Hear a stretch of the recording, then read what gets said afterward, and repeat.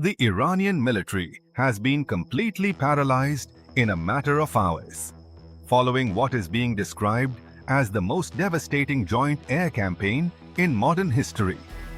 The United States and Israel have already dropped thousands of precision munitions on Iran's most heavily guarded missile silos and naval headquarters. There are confirmed reports that American B-2 bombers dropped bunker-buster bombs on Iranian missile silos, while US forces destroyed the IRGC headquarters. In an attempt to hide what is being portrayed as a total military collapse, the regime is now pushing a claim that it destroyed a US aircraft carrier. In reality, their missiles reportedly did not even come close. This unprecedented, record-breaking bombardment is being cited as proof that the Islamic Republic's military is effectively being wiped off the map. The dismantling of Iran's war machine is unfolding in real time.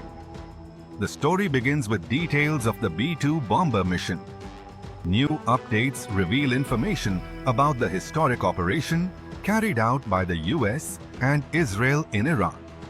Senior US defense officials told Fox News that 4 B-2 bombers dropped dozens of 2,000-pound penetrator bombs on underground Iranian ballistic missile facilities. The aircraft flew out of Whiteman Air Force Base in Missouri, the same base used in the Ford attack last summer. The mission required an 18-hour flight each way, with aerial refueling en route. The B-2s have since returned to the United States.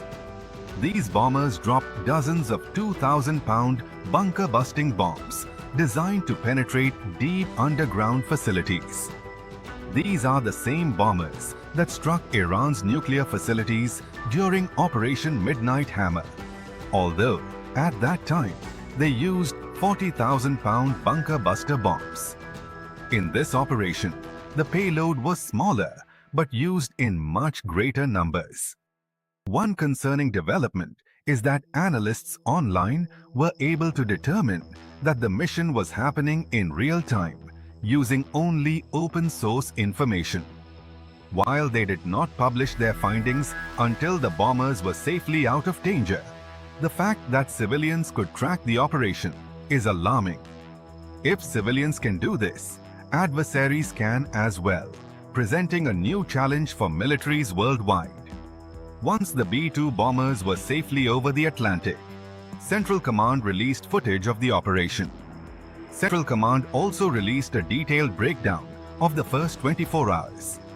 The operation began around 1 a.m. Eastern Time on February 28, which was morning in Iran. Over the following 24 hours, more than 1,000 targets were reportedly destroyed. The assets used included B-2 bombers, drones, Patriot systems, and F-18, F-16, F-22, and F-35 aircraft.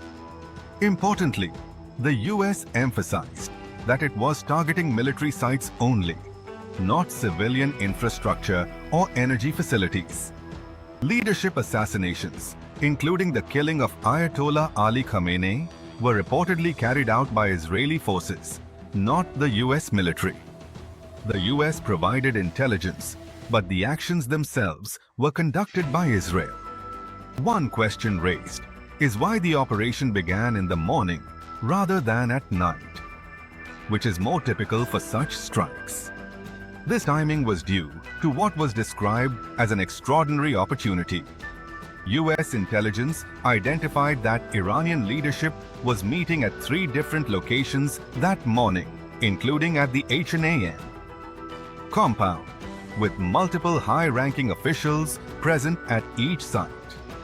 The opportunity was considered too significant to pass up. Launching the operation in the morning also provided an element of surprise, as most observers expected it to begin at night.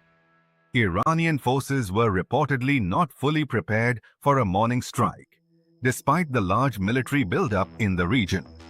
Once the opportunity was identified, the US and Israel launched immediately.